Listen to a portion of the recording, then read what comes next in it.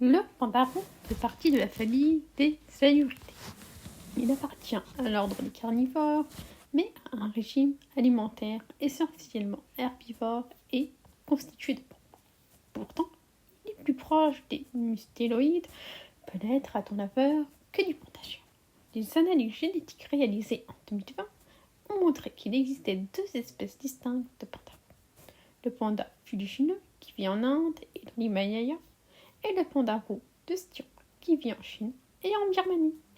Le terme panda a été créé en 1825 par Frédéric Cuvier. Il s'agirait d'une anglicisation de Punya, qui signifie mangeur de bambou. Son nom chinois, Xiaoxiongmao, signifie petit chat ours.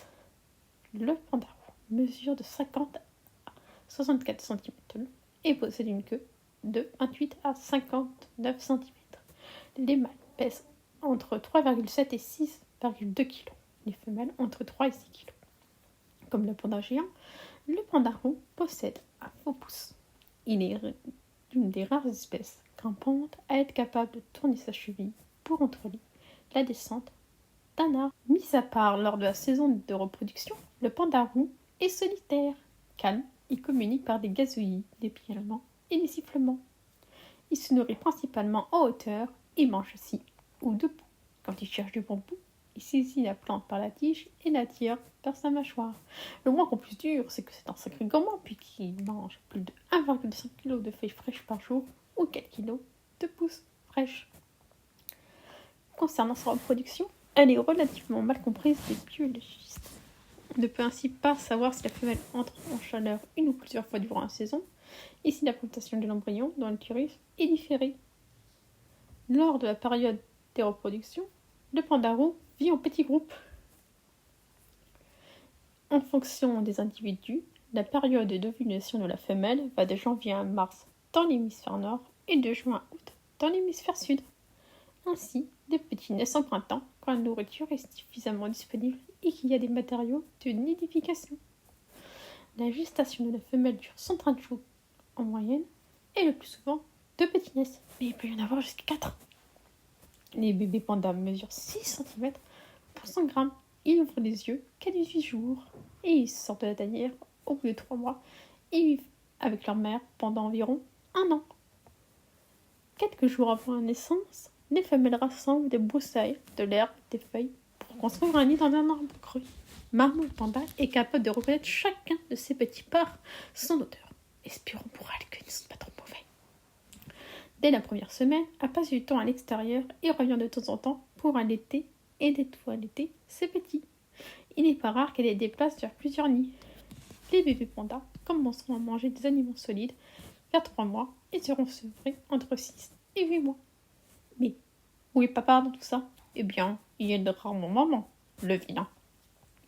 Un pandarou vit entre 8 et 10 ans dans la nature et en moyenne 13 ans en captivité.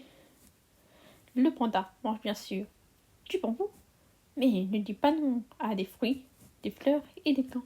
Il peut même manger des œufs et des petits mammifères en période de reproduction. Le panda vit entre 2200 et 4800 mètres d'altitude. Il aime tout particulièrement les forêts montagneuses de feuillus et de conifères. Et bien sûr, lorsqu'il y a du bambou, il est content, ça va de soi. Il est aussi présent au Tibet méridional et en Inde. Cependant, le pandarou a disparu des provinces chinoises de Guizhou, Gansu, Shaanxi et Qinghai. La première trace écrite connue du pandarou remonte à un rouleau chinois du XIIe siècle. Thomas Hardwick est le premier occidental à décrire scientifiquement le pandarou. Il l'appelait « Waouh » en référence à son cri. Mais le document a été publié en 1827 et Frédéric Cuvier avait publié sa description et une figure. Le nom taxonomique a été retiré avec la permission d'Hardwick et le nom est désormais attribué à Cuvier. En 1847, Hodgson utilise le nom d'Aeurus ocraceus pour décrire l'adorable petit panda. Frédéric Cuvier a d'abord décrit le pandarou comme un proche parent du raton laveur, puis l'animal a été placé sur les Ursidae, chez les Procinidae avec les Sauropoda, chez les Aeropadinae, puis enfin chez les Aluridae. En se basant sur le comportement, l'anatomie ou encore des fossiles, les affinités sont plus étroites avec les Prochinidae que les Ursidae. Cependant, des spécificités écologiques et la distribution géographique distincte appuient les classifications de la famille des Saluridae. Enfin, de récentes recherches ADN moléculaires mettent le pandarou dans sa propre famille. L'ancêtre du pandarou était aussi celui des ours, des phoques, des morses et même des belettes et des loutres. Il est retracé jusqu'à la période du Tertiaire il y a des dizaines de millions d'années. Des fossiles du pandarou Parasaurolophus, désormais éteints, ont été découverts en Chine. Et en 2004, la dent d'une espèce de pandarou datant de 4,5 à 6 millions d'années a été découverte dans le Tennessee. Pendant le Miocène, il semblerait que des pandarous aient habité l'Amérique du Nord. Enfin, en Espagne, les restes de crâne d'un parent du pandarou ont été découverts.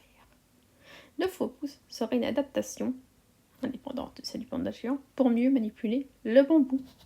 Mais le pandarou est désormais menacé. Les raisons sont la capture dans la nature, la dégradation de son habitat et la déforestation. Les dégâts varient selon les endroits.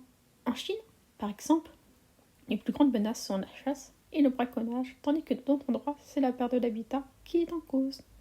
Dans le sud-ouest de la Chine, les pandarous sont sachés pour leur fourrure et surtout pour leur queue qui sert à fabriquer des toques.